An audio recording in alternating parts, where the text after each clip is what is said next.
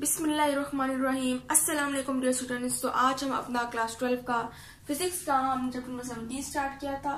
तो उसका टॉपिक है हमारा strain energy in the form materials. ठीक है, तो आज हम फाइंड करेंगे स्ट्रेन एनर्जी को।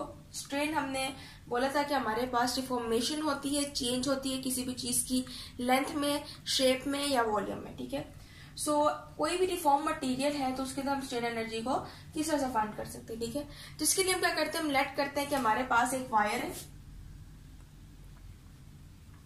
ठीक है, और इसको हमने वन एंड से कहीं से लटकाया हुआ है, सस्पेंड किया हुआ, लटकाया हुआ, कोई भी चीज है और उसका एक एंड पकड़ के हमने यहाँ से लटका दिया। ठीक है, और इस दूसरे एंड पे हमने क्या किया है, यहाँ पर हमने कोई भी वेट जो है वो लटका दिया, इसके साथ बांध दिया वेट। फॉर एग्जाम्पल ये हमारे पास 1 न्यूटन वेट। ठीक है, अब क्या होगा, पहले यह वायर ऐसे ही सस्पेंड हुई हुई थी, सिंपली लटकी हुई थी।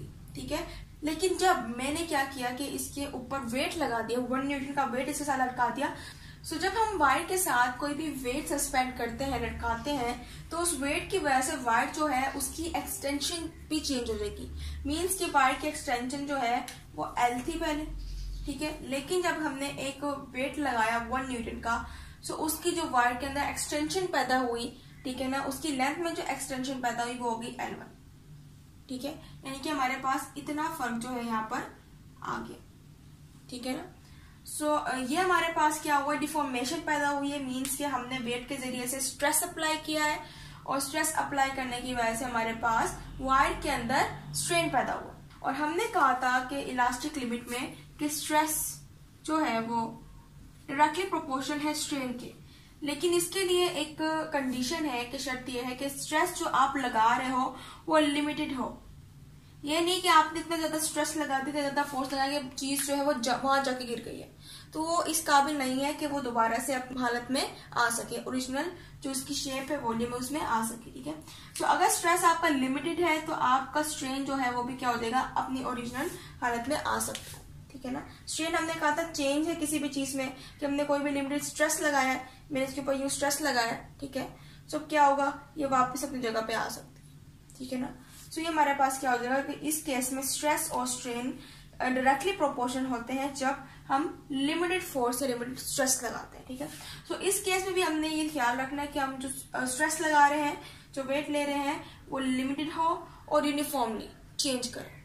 ठीक है, फॉर एग्जाम्पल मेरे पास इतनी वायर थी, ठीक है, उसकी एक्सटेंशन थी L, लेकिन जब मैंने उसके ऊपर वेट ऑफ 1 न्यूटन लटका दिया, सो उसके अंदर जो एक्सटेंशन आई, चेंज आई, वो होगी L1। और इसके अलावा फॉर एग्जाम्पल मैं इसी वायर के साथ एक 2 न्यूटन का वेट लगा दूं। ठीक है, अब इस वायर के अंदर चेंज आएगा विच इज L2। ठीक है, अब क्या हो रहा है, मैं यूनिफॉर्मली चेंज करूंगी कि 1 न्यूटन था, फिर मैंने उसमें 1 और ऐड कर दिया, फिर इसके अंदर 1 और ऐड करूंगी तो 3 आ जाएगा। ये हमारे पास क्या होता है, ये होता है हमारे पास यूनिफॉर्मली चेंज करना किसी भी चीज को। ठीक है, अब इस केस में हम लिमिटेड तो कर नहीं सकते, इसलिए हम यूनिफॉर्मली करेंगे कि 1 के अंदर 1 ऐड कर देंगे, फिर उसके अंदर 1 ऐड कर देंगे। ये नहीं कि पहले मैंने 1 न्यूटन लटकाया था फिर सीधा मैं 10 न्यूटन पे पहुंच गई कि अब 10 न्यूटन का वेट लटका दूं। तो यूनिफॉर्मली एक स्टेप करके हमने पहुंचना है। इस तरह से हमारे पास जो एक्सटेंशन है वायर में वो प्रोड्यूस होएगा ड्यू टू द स्ट्रेस। ठीक है, इस केस में भी हमारे पास अब हम क्या करेंगे कि हम स्ट्रेन एनर्जी जो है उसको कैलकुलेट करेंगे। ठीक है, which is L1, L2 and L3 with the help of graph. ठीक है, अब मैं कहती हूँ कि फॉर एग्जांपल इधर मैंने फोर्स लगाई जी F1 की, तो मेरे पास जो चेंज आया वो है L1। ठीक है, इधर मैंने लगाई जी F2 और इधर लगाई मैंने F3 और सो ऑन। ठीक है, यूनिफॉर्मली जब मैं बढ़ाती रहूंगी तो फोर्स भी उसके हिसाब से चेंज होती रहेगी। F1 फोर्स लगाने पे एक्सटेंशन जो आया है वो है L1, F2 पर L2 एंड F3 फोर्स लगाने पे जो चेंज आया है वायर की लेंथ में वो है L3। ठीक है, अब इसके हिसाब से हम ग्राफ बनाएंगे और उसी से हम क्या करेंगे, स्ट्रेन जो है उसको पता करेंगे, उसको कैलकुलेट करेंगे। ठीक है, अब ग्राफ में हमारे पास बेसिकली 2 एक्सिस यूज करते हैं हम, X axis and Y axis. ठीक है,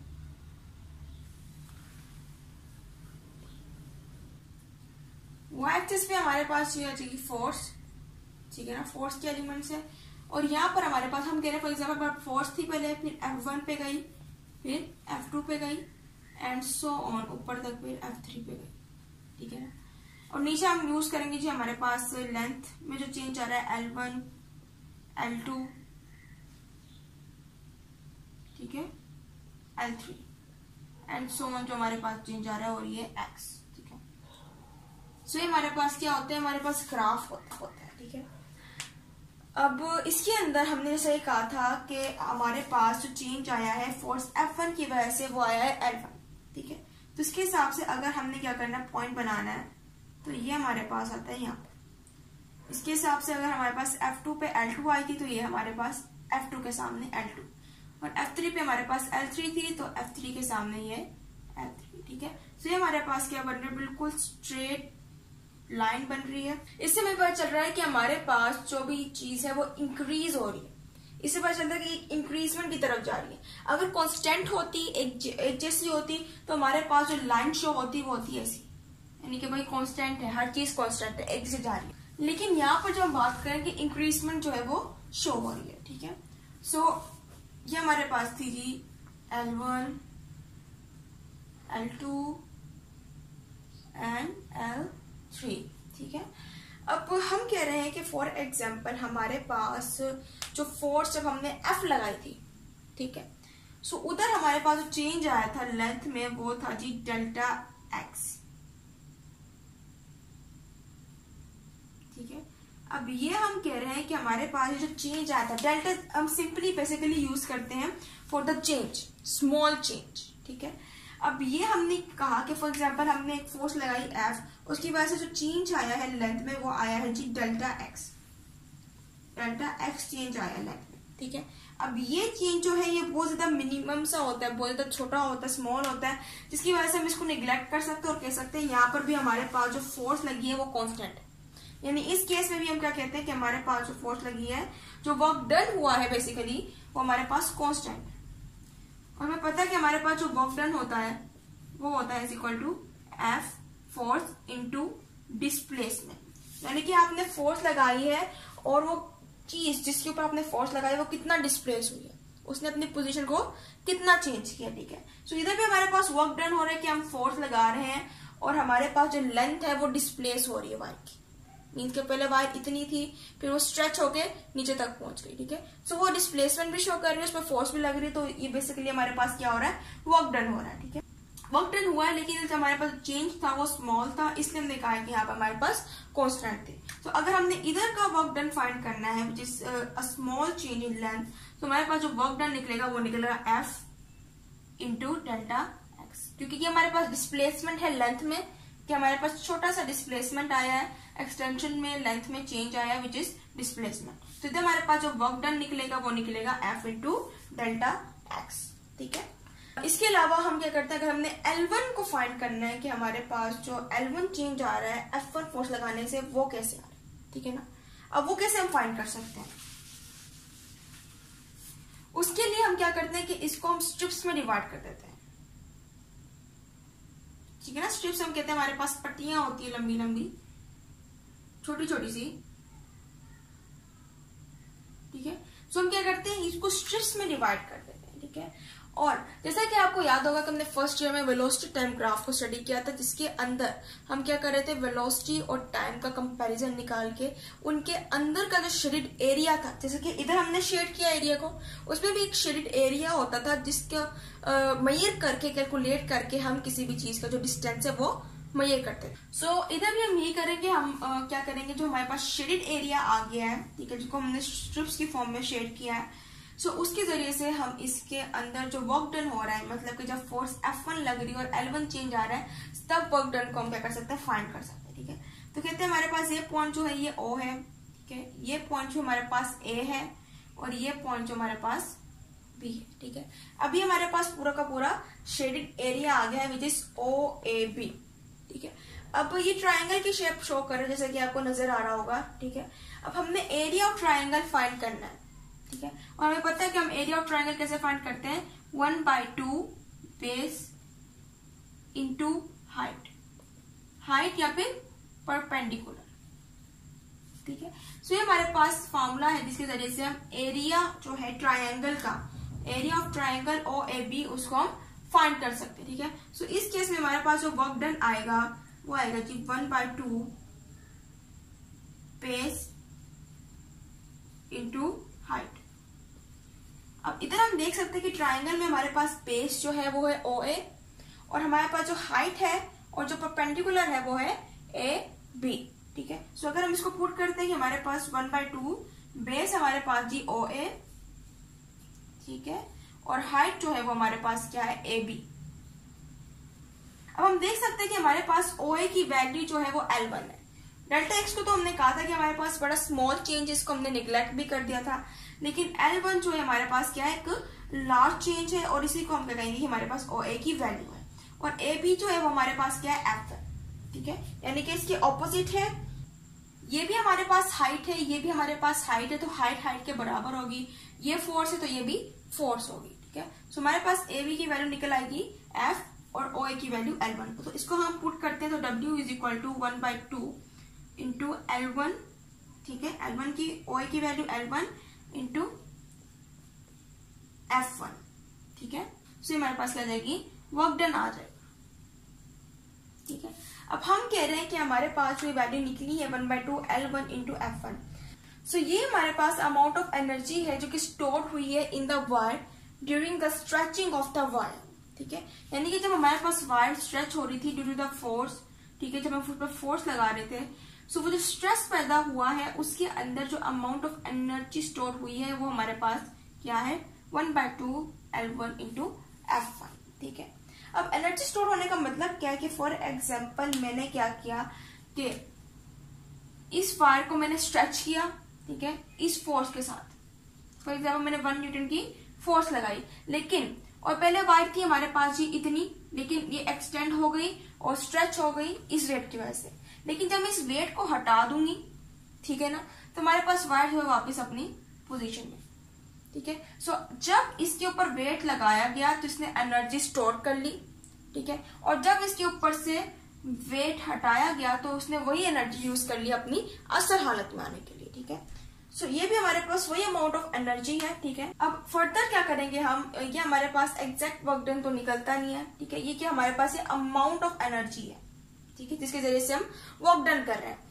फर्दर हमें F1 की वैल्यू चाहिए। ठीक है, सो F1 को फाइंड करने के लिए हम इलास्टिक मॉडुलस को यूज करेंगे। ठीक है, जिसको हमने यंग मॉडुलस का नाम भी दिया था। यंग मॉडुलस हमारे पास था स्ट्रेस ओवर स्ट्रेन। स्ट्रेस हमारे पास था फोर्स पर unit area divide by strain. Strain हमारे पास आता है change in length over original length. So इधर जो हमारे पास लेंथ में चेंज आया है वो है स्मॉल L1 और जो ओरिजिनल लेंथ थी वो थी हमारे पास सिंपल L। ठीक है, अब इसी के हिसाब से हम क्या करेंगे, इलास्टिक मॉडुलस हम इधर लगाया है। ठीक है, सो हम E का साइन लगाएंगे। इसी तरह अगर हम इसको सब्स्टिट्यूट करना चाहें तो हम लिख सकते हैं कि हमारे पास जो इलास्टिक मॉडुलस है वो है बराबर F ओवर एरिया के इनटू। ठीक है, अब इसको मल्टीप्लीकेशन के फॉर्म में क्या करेंगे कि हमारे पास जो डिनोमिनेटर है वो नोमिनेटर बन जाएगा और जो नोमिनेटर है वो डिनोमिनेटर। सो डिनोमिनेटर हमारे पास ऊपर आ जाएगा और हमारे पास जो चेंज आया वो नीचे आ जाएगा। अब ये हमारे पास की मल्टीप्लीकेशन होगी। ठीक है, सो हमारे पास हम कह रहे हैं कि अब हमें चाहिए थी F की वैल्यू। हम क्या करेंगे कि F हमारे पास इधर रहने देंगे और A जो है वो जाके मल्टीप्लाई हो जाएगा E के साथ क्योंकि इधर डिवाइड हो रहा है, और L जो है वो जाके डिवाइड हो जाएगा क्योंकि मल्टीप्लाई हो रहा है। ठीक है, और L1 है वो भी हमारे पास क्या हो जाएगा, मल्टीप्लाई हो जाएगा उधर जाके। ठीक है, अब ये हमारे पास क्या निकल आई है, फोर्स निकल आई है जो कि हमें चाहिए थी। ठीक है, अब इसी फोर्स की वैल्यू को क्या कर सकते हैं, इधर पुट कर सकते हैं। ठीक है, सो इधर केस में हमारे पास W जो होगी वो होगी 1/2 L1 into E into A, ठीक है, इंटू L1 ओवर M। ठीक है, अब इधर हमारे पास क्या हो रहा है कि L1 का स्क्वायर आ जाएगा, दोनों मल्टीप्लाई हो जाएंगे। सो 1/2 into E into A over L into L1 square. ठीक है, सो ये हमारे पास क्या निकला है, वर्क डन निकला है। ठीक है, जिसके जरिए से हम क्या कर सकते हैं, किसी भी वायर में जो भी चेंज आ रहा है उसके जरिए से हम इसको फाइंड कर सकते हैं कितना वर्क डन हो रहा है, कितनी जब हमने फोर्स लगाई और जो चेंज आया उसके अंदर, सो उसकी वजह से जो वर्क डन हुआ है वो हमारे पास ये निकला है। इसके अलावा अगर हम बात करते हैं कि ये तो हमने फाइंड की L1 लेंथ, ठीक है, हमने ग्राफ के अंदर 3 लेंथ की थी कि हमारे पास जो चेंज आ रहा है F1 की वजह से वो है L1, F2 की वजह से L2 एंड F3 की वजह से L3, ठीक है, L2 L3 L1। सो ये तो हमने फाइंड कर ली by substituting into area OAB। लेकिन अगर हमने F2 जो है वो फोर्स लग रही है और L2 चेंज आ रहा है, सो हम कैसे फाइंड करें कि हमारे पास एरिया जो है इसके अंदर आ जाएगा ABC एंड D, ठीक है। सो इस एरिया को कैलकुलेट करके हमारे पास वर्क डन निकल आएगा, और अगर L3 है तो उसके लिए क्या करेंगे, हमारे पास आ जाएगा जी OHCD, ठीक है। तो इस तरह से हम क्या कर सकते हैं, हर जो हमारे पास लेंथ है उसके एक्सटेंशन को फाइंड कर सकते हैं, ठीक है, bye calculating the shaded area, ठीक है। सो ये था आज का हमारा लेक्चर। उम्मीद है आपको लेक्चर समझ आएगा। तो इंशाल्लाह लेक्चर में मजीद जो टॉपिक है उनको हम स्टडी करेंगे। सो तब तक के लिए अल्लाह हाफिज।